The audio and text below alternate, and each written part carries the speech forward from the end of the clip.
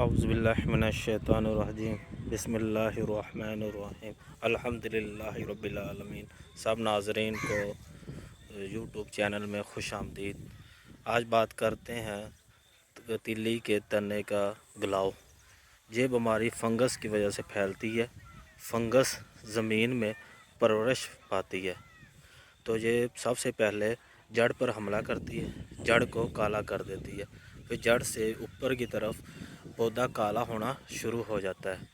پودا مکمل طور پر کالا ہو جاتا ہے۔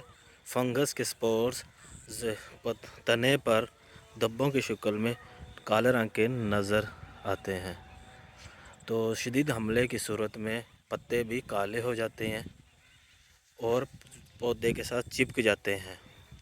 اس بیماری کا اسے کنٹرول کرنا بہت مشکل ہے، کیونکہ یہ بیج اور زمین کے ذریعے پھیلتی ہے۔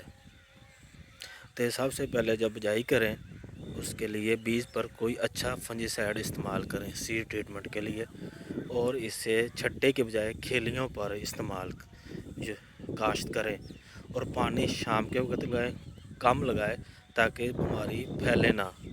بیماری آنے کی صورت میں کوئی اچھا جیسے تھائیوفنیٹ فنجی سائیڈ فلڈ کریں، اور اس کے علاج کے لیے آپ سلفر بھی استعمال کر سکتے ہیں، ڈی ایف فارمولیشن، جیسے الٹیگا ایگری کا ایکوا سورب کے نام سے مارکیٹ میں دستیاب ہے۔